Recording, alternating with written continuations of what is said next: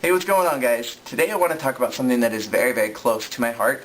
So for those of you who remember Neopets, or those of you who are still playing it, you know that recently Altador Cup has been launched again. And this is, I think, the third or fourth year in a row that they've done Altador Cup. So a little bit of history on Neopets. I have been playing for 6, 7, maybe 8 years. And I have not stopped playing because I honestly really like it. I'm a kid at heart. I don't think I'll ever grow up. But I started playing back in junior high, loved it, got a bunch of my friends hooked on it. We played it non-stop, grew into high school, still played it a little bit, got into college, still kept playing it like on and off. And I kind of just pop on every once in a while to collect my interest at the bank, play a few games. And honestly, the games have gotten a lot better since when I was a kid, and I'm so impressed with how the game systems are. So that being said, a couple of years ago, a new land in Neopia was introduced, and this land was called Altador. Basically, Altador is this super old school kind of land which was trapped in a time bubble and was brought back to the current times through the events of Neopets Darkest Fairy for PS2. So when this land was brought back, it was discovered that there's this coliseum there where this game is played every year, and it's called the Altador Cup. Basically, it's this game kind of very similar to soccer, where there are two teams that there's this animal called a yo-yo, which is kicked back and forth across the field and put into the goals.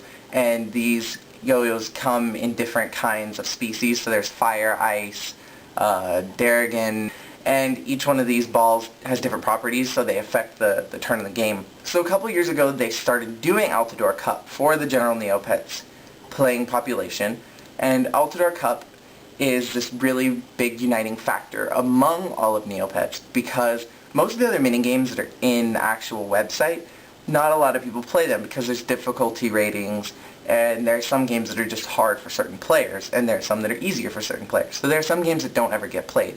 Whereas Altador Cup is something that almost everybody in Neopets participates in. It's a really good chance for people to pick sides, pick teams, root for their teams, try to get points, and the goal is that you get the most points for your team, because if you win, there are actually really cool prizes at the end, and if you play consistently, they're really cool prizes. So going off of that, the last few years of Altador Cup have been a lot of fun. They've introduced 2 new games within the last 2 years, and these new games are really, really fun. However, the main event is the one that everybody really likes playing, and that's this game that's very close to soccer. So the purpose of me making this video was to talk about the current system. If you played the last few years, you know that it was a lot easier to maneuver the last few years.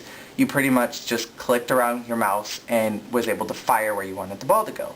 Well, this year they've decided to change it up a little bit, and I'm not too much of a fan of the new system, and if you've played it, would love to hear your feedback, to hear what you think. Basically, they made the field a little bit bigger, and they pushed the camera down.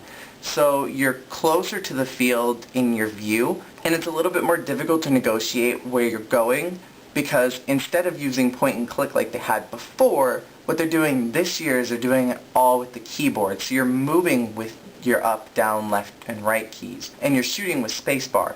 Now the problem with this is that it's really erratic when you're trying to move around. Sometimes it'll switch to a whole other player on the other side of the field. When you're here, it'll randomly move over to this one, and you're controlling this person, you want to get back to this one.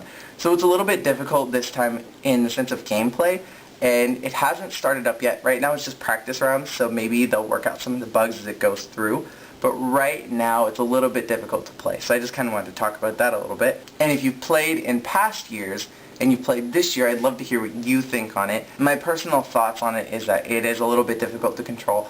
I'm hoping that it'll still be as fun. I'm kind of getting used to it. I've played a few rounds of practice, and I think I'm getting used to it. It's just it's more difficult to control this year, which in the years before it was a lot easier to control a game, which in turn has caused people to be able to get lots and lots of points, which may be the reason why certain teams have gone forward, because people who are powerhouse game players go on, play these games, and get like 20 points in a game. And if you've never played this, you have no idea what I'm talking about.